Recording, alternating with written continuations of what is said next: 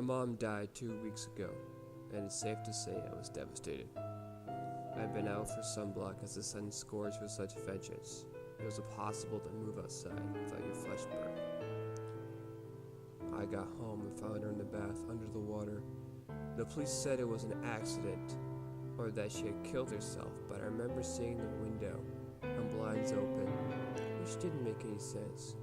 When she would take a bath to cool down and avoid the blistering sun, she'd always close the blinds. But the police weren't going to listen to a 14-year-old, let alone one who spoke with an American accent and an awkward stutter.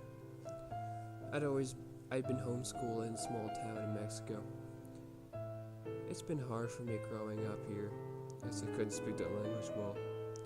And while I pick up bits in here and there, my mom was agoraphobic, meaning she was scared of going outside. At least that's what she told me. She had kept me inside and isolated for the longest time, and it wasn't until her death that I found out why. When she died, the local police came and took her body away. I actually stayed the night for the first time ever at her small apartment in the hills. The police said I was safer there than at the precinct, where they had no room nor anyone to look after me. From the revolving door, bad guys continually making it their home. That night was terrible.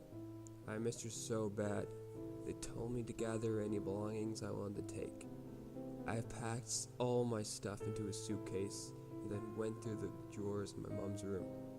Within was a letter addressed to me, sealed by her lipstick.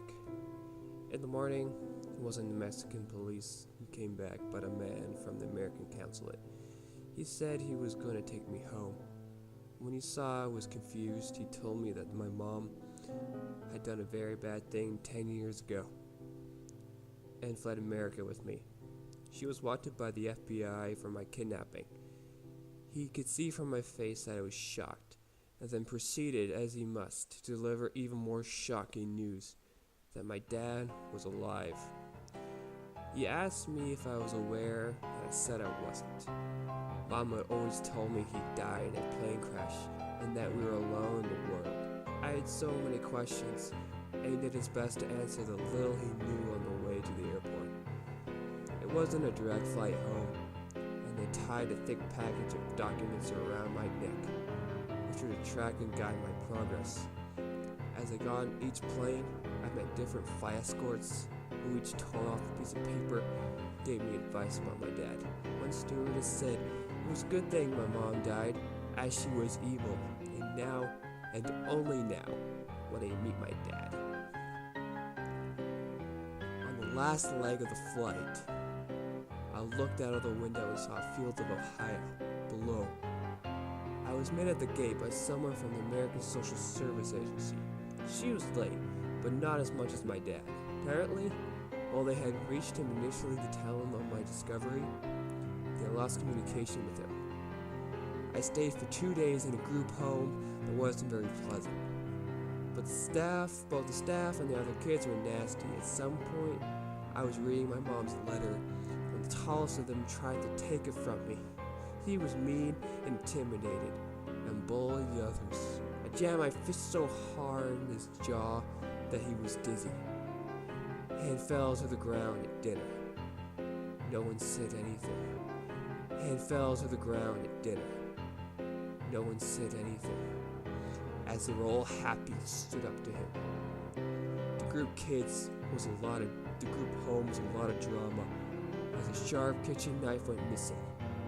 Out of 6 kids, they accused 4 of us, including me, of taking it. The only quiet was in the backyard, where there was a small pond. As I saw my reflection, I thought about what my dad would look like. I knew he wouldn't be Tom Cruise-ish, as it looked pretty weird myself. I figured he might have the same wide eyes and big pointed ears I did, as Mom had small, cute eyes and little ears, and I obviously got them from someone. When I got the phone call and my dad was finally on his way over, I was petrified. The nerves were intense. probably because I was about to be with a stranger who I was to call Dad. I watched from the window as he stepped out of his truck. He was a taller, stronger-looking version of me, and walked with a limp. When I went out of the doorway to greet him, he smiled, then happily hugged me. He was strong and smelled cigarettes. On his way to his house, he asked me about Mexico and how I liked living there. He asked me a few questions about my mom, then told me he was happy I was found. When we got there, it was safe, and I said I was tired. He lived alone, so didn't have room for me. I was to have a couch. He gave me a pillow and turned on the TV.